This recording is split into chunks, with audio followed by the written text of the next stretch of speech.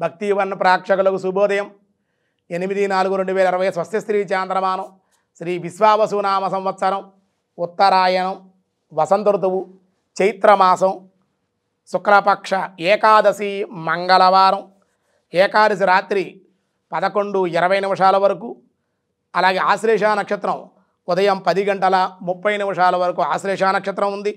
ఈరోజు వర్జన్ రాత్రి 11 గంటల నుండి 12:39 వరకు, అలాగే దుర్ముహూర్తం ఉదయం 8:20 నుండి 9:09 వరకు, రాత్రి 10:51 నుండి 11:38 వరకు కూడా దుర్ముహూర్తాలు.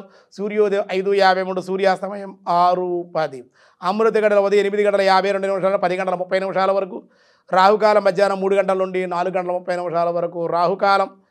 శుభ సమయం ఈరోజు లేదు, మంగళవారం కావడం వల్ల. సోలయోగం ఉంది రాత్రి 10:23, వని ఉదయం 11:17, భద్ర రాత్రి 11:20. ఏకాదశి ఆచరించే వాళ్ళు ఈరోజు ఆచరించాలి, రేపే ద్వాదశి. ఈవేళ ఏకాదశి పూర్తిగా ఉంది. అంచేత విశేషమైనటువంటి శ్రీమన్నారాయణ విశేషంగా ఆరాధించడం, ఉపవసించడం చాలా విశేషమైన శక్తినిస్తుంది. ఈరోజు దినారంభ చక్రంలో ముందుగా మేషరాశి. మేషరాశి వారికి ఈరోజు సంఘంలో గౌరవము, వృత్తి యందు లాభాలు, ఉద్యోగంలో ప్రమోషన్కి అవకాశాలు.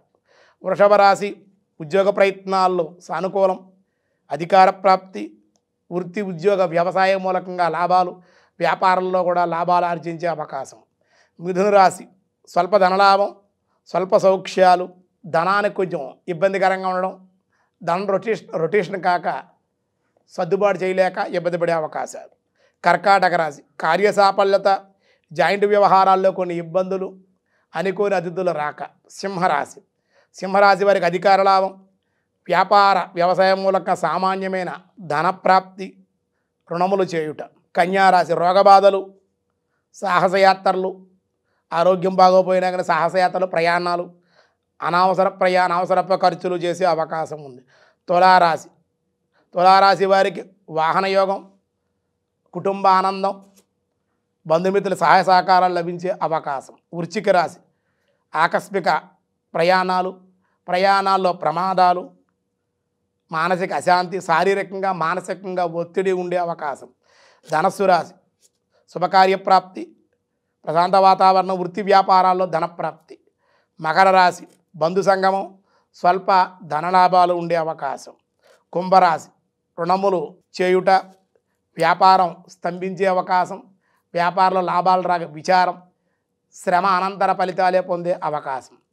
మీనరాశి ప్రభుత్వ సమస్యలు, దుష్టుల కలయిక, శ్రమ, దానివల్ల ఇబ్బంది, ధార్మికంగా చింతన, దేవాలయ దర్శనాలు చేయడం వల్ల మీకు ఈరోజు అనుకూలంగా ఉంటుంది. వ్యాసాయ విష్ణు రూపాయ వ్యాసరూపాయ విష్ణవే. నిన్న తుష్ట అని చెప్పుకున్నాం, ఈరోజు పుష్ట.